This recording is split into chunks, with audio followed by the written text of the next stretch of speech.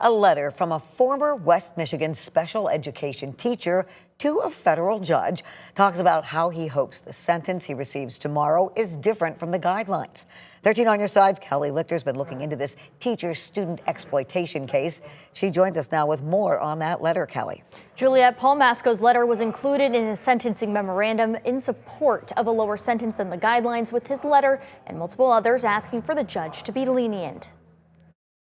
I need a redemption story. That's what a former Muskegon County special ed teacher wrote to a federal judge just weeks before his sentencing for sexually abusing one of his students for months. Last year, Paul Masko was arrested and charged in both Ottawa and Muskegon counties and in federal court for sexually abusing a 16-year-old special education student. He pleaded guilty last year to federal sexual exploitation of that student and faces 15 to 30 years in prison. He pleaded no contest to criminal sexual conduct, third degree in Muskegon County, with sentencing slated for the end of April, and still faces multiple charges in the ongoing cases in Ottawa County. In Masko's 9-page letter to federal judge Robert Jonker, he talks about being charged, being, quote, labeled as a sex offender, and asks for a sentence outside of his guidelines. He says his arrest was humiliating, his imprisonment frightening, but says that pales in comparison to what he'll be living in for the rest of his life and how that will affect his loved ones. Speaking about the 16-year-old student victim, Masko wrote, "There is no excuse for my misconduct. This person's attention, willingness, flirtiness, or consent are not acceptable reasons for my responses and actions. I was the established grown-up and I failed this test I had previously passed so often in my life." He tells the judge he needs a redemption story, his daughter needs that redemption story, and his family needs to know about redemption, hope, and faith in recovery, not just a punitive solution to a problem. He says the label of sex offender would impede him for the rest of his life and does not have discrepancy between offenses. "It hurts to see guidelines that suggest I may be undeterred, a monster to society, unable to rehabilitate, and that the most severe punishment is the only answer." In the government's response, it says Masko repeatedly sexually exploited the victim and enticed her to engage in a sexual relationship with him, asking the judge to adopt the scoring in the report.